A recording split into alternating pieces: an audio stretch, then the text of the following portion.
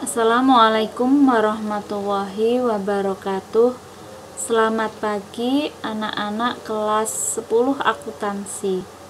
Hari ini materi etika profesi kita akan membahas tentang etika profesi dalam bidang akuntansi dan keuangan.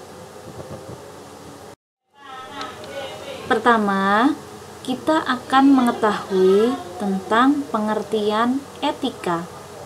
Etika berasal dari bahasa Yunani, yaitu ethos, yang berarti norma-norma, nilai-nilai, kaidah-kaidah, dan ukuran-ukuran bagi tingkah laku manusia yang baik. Menurut Brooks, tahun 2007, etika adalah cabang dari filsafat yang menyelidiki penilaian normatif tentang apakah perilaku ini benar atau apa yang seharusnya dilakukan. Setelah kita tahu pengertian etika, kita juga akan mempelajari tentang macam-macam etika. Yang pertama, ada etika deskriptif. Etika deskriptif ini etika yang berusaha meneropong secara kritis dan rasional sikap dan perilaku manusia dan apa yang dikejar oleh manusia dalam hidup ini sebagai sesuatu yang bernilai. Etika deskriptif memberikan fakta sebagai dasar untuk mengambil keputusan tentang perilaku atau sikap yang diambil. Yang kedua, etika normatif. Etika normatif ini etika yang berusaha menetapkan berbagai sikap dan pola perilaku ideal yang seharusnya dimiliki manusia dalam hidup ini sebagai sesuatu yang bernilai. Etika normatif memberikan penilaian sekaligus memberi norma sebagai dasar dan kerangka tindakan yang akan diputuskan.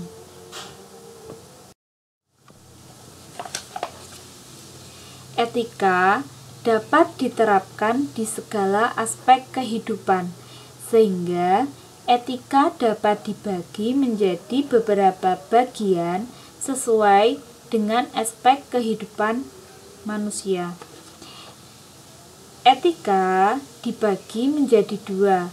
Yang pertama, etika umum. Etika umum membahas tentang kondisi-kondisi dasar bagaimana manusia bertindak secara etis, bagaimana manusia mengambil keputusan secara etis, teori-teori etika, dan prinsip-prinsip moral dasar yang menjadi tolak ukur untuk menilai baik buruknya suatu tindakan. Yang kedua, etika khusus. Etika khusus merupakan penerapan prinsip-prinsip moral dasar dalam bidang kehidupan khusus. Penerapan ini dapat berwujud bagaimana saya mengambil keputusan dan bertindak dalam bidang kehidupan dan kegiatan khusus yang saya lakukan yang didasari oleh cara teori dan prinsip-prinsip moral dasar.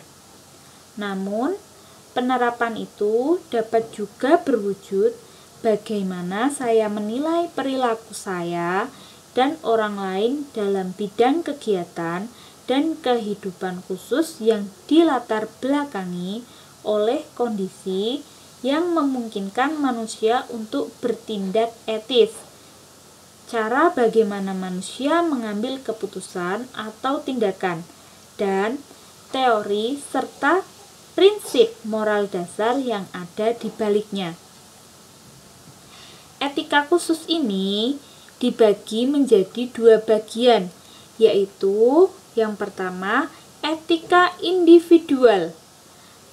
Maksudnya menyangkut kewajiban dan sikap manusia terhadap dirinya sendiri. Yang kedua, etika sosial. Maksudnya berbicara mengenai kewajiban, sikap, dan pola perilaku manusia sebagai anggota umat manusia. Perlu diketahui bahwa etika individual dan etika sosial tidak dapat dipisahkan satu sama lain dengan tajam, karena kewajiban manusia terhadap dirinya sendiri dan sebagai anggota umat manusia saling berkaitan. Etika sosial menyangkut hubungan manusia dengan manusia, baik secara langsung maupun secara kelembagaan atau keluarga, masyarakat, negara. Sikap kritis terhadap pandangan-pandangan dunia dan ideologi-ideologi maupun tanggung jawab umat manusia terhadap lingkungan hidup. Apa manfaatnya? Manfaat etika ada 4. Yang pertama, dapat membantu suatu pendirian dalam berbagai pandangan dan moral. Yang kedua, dapat membantu membedakan mana yang tidak boleh dirubah dan mana yang boleh diubah. 3. Dapat membantu seseorang mampu menentukan pendapat. Yang terakhir, dapat menjembatani semua dimensi atau nilai-nilai. Selanjutnya, kita akan membahas tentang pengertian profesi. Profesi itu berasal dari bahasa Latin, yaitu profesio, yang mempunyai 2 pengertian, janji atau ikrar, dan pekerjaan. Pengertian profesi adalah suatu pekerjaan yang melaksanakan tugasnya memerlukan atau menuntut keahlian atau expertise, menggunakan teknik-teknik ilmiah serta dedikasi yang tinggi.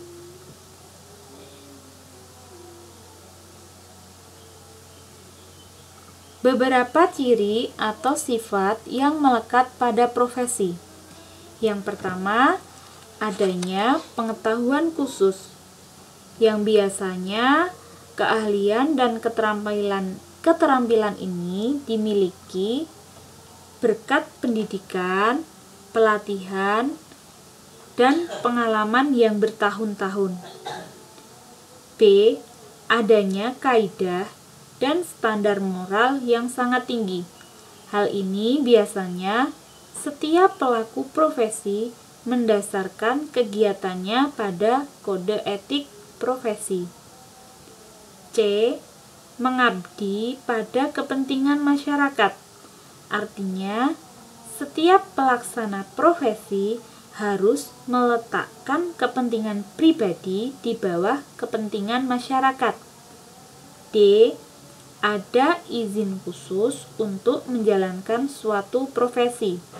Jadi, setiap profesi akan selalu berkaitan dengan kepentingan masyarakat, di mana nilai-nilai kemanusiaan berupa keselamatan, keamanan, kelangsungan hidup, dan sebagainya. Jadi, untuk menjalankan suatu profesi harus terlebih dahulu ada izin khusus. E. Kaum profesional biasanya menjadi anggota dari suatu profesi. Selanjutnya, C. Kita akan membahas tentang Pengertian etika profesi dalam bidang akuntansi.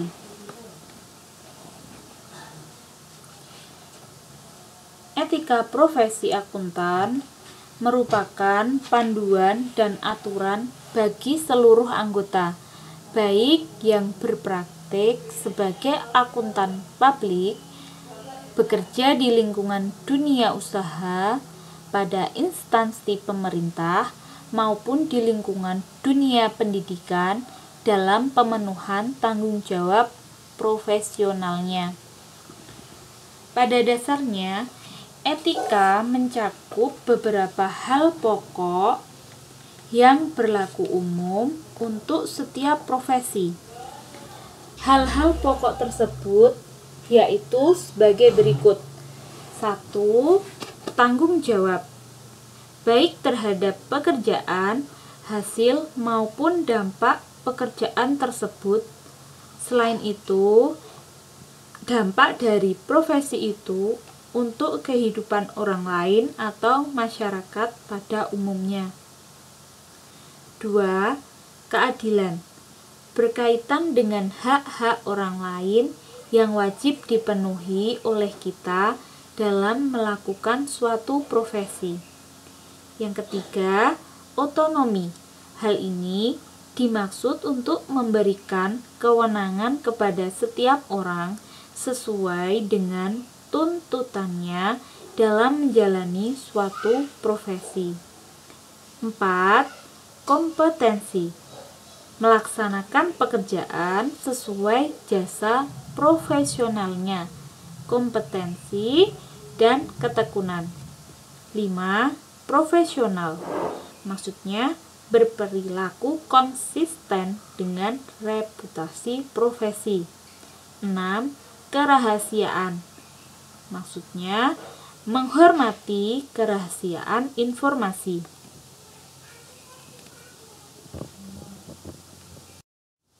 Selanjutnya, tujuan adanya etika profesi akuntan adalah untuk memenuhi tanggung jawab dengan standar profesionalisme tinggi.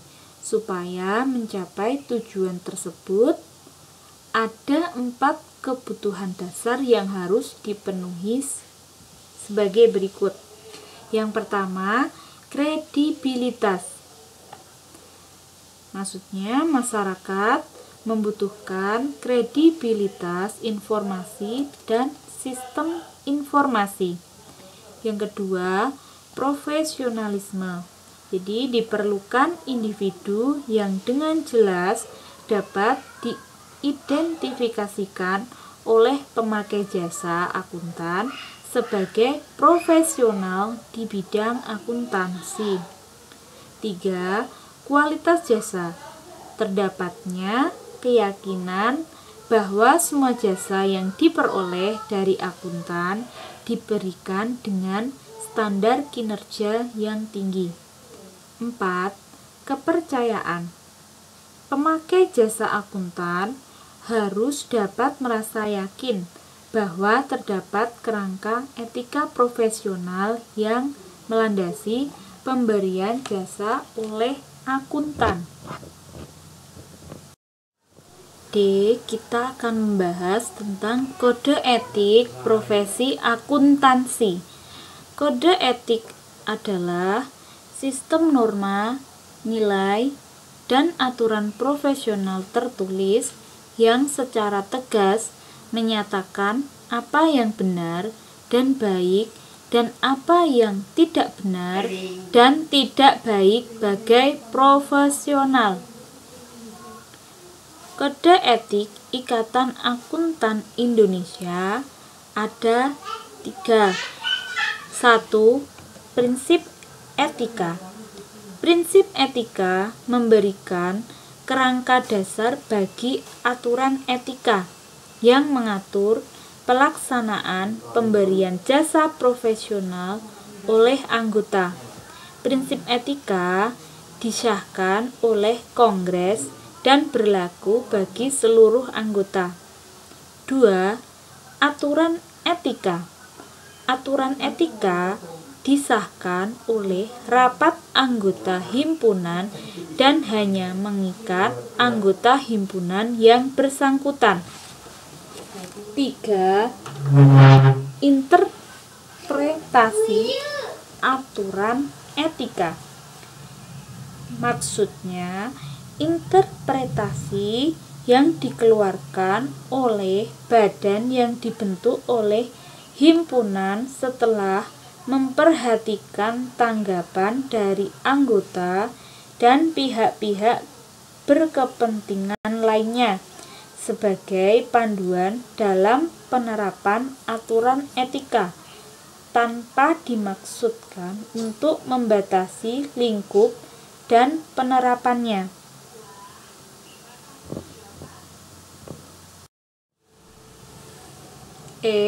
Prinsip-prinsip etika profesi untuk Ikatan Akuntan Indonesia.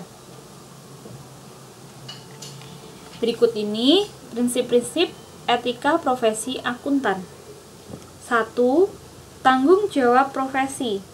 Maksudnya, pada saat melaksanakan tanggung jawabnya sebagai profesional, setiap anggota harus senantiasa menggunakan pertimbangan moral dan profesional dalam semua kegiatan yang dilakukannya. 2. Kepentingan publik. Setiap anggota berkewajiban untuk senantiasa bertindak dalam kerangka pelayanan kepada publik, menghormati kepercayaan publik, dan menunjukkan komitmen atas profesionalisme. Kepentingan publik didefinisikan sebagai kepentingan masyarakat dan institusi yang dilayani anggota secara keseluruhan. 3. Integritas. Guna memelihara dan meningkatkan kepercayaan publik, setiap anggota harus memenuhi tanggung jawab profesionalnya dengan integritas tinggi mungkin. 4. Objektivitas. Setiap anggota harus menjaga objektivitasnya dan bebas dari benturan kepentingan dalam pemenuhan kewajiban profesionalnya. 5. Kompetensi dan kehati-hatian profesional. Setiap anggota harus melaksanakan jasa profesionalnya dengan kehati-hatian, kompetensi, dan ketekunan, serta mempunyai kewajiban untuk mempertahankan pengetahuan dan keterampilan profesional pada tingkat yang diperlukan untuk memastikan bahwa klien atau pemberi kerja memperoleh manfaat dari jasa profesional yang kompeten berdasarkan perkembangan praktik, legislasi, dan teknik yang paling mutakhir. 6. Kerahasiaan. Setiap anggota harus menghormati kerahasiaan informasi yang diperoleh selama melakukan jasa profesional dan tidak boleh memakai atau mengungkapkan informasi tersebut tanpa persetujuan, kecuali bila ada hak atau kewajiban profesional atau hukum untuk mengungkapkannya. 7. Perilaku profesional. Setiap anggota harus berperilaku yang konsisten dengan reputasi profesi yang baik dan menjauhi tindakan yang dapat mendiskreditkan profesi. Yang terakhir, 8. Standar teknis. Setiap anggota harus melaksanakan jasa profesionalnya sesuai dengan standar teknis dan standar profesional yang relevan, sesuai dengan keahliannya dan dengan berhati-hati. Anggota mempunyai kewajiban untuk melaksanakan penugasan dari penerima jasa selama penugasan tersebut sejalan dengan prinsip integritas dan objektivitas. Prinsip etika memberikan kerangka dasar bagi aturan pelaksanaan pemberi jasa profesional oleh anggota. Prinsip etika disahkan dan berlaku bagi seluruh anggota, sedangkan aturan etika disahkan dan hanya mengikat anggota himpunan yang bersangkutan. Sekian materi hari ini. Terima kasih. Wassalamualaikum warahmatullahi wabarakatuh.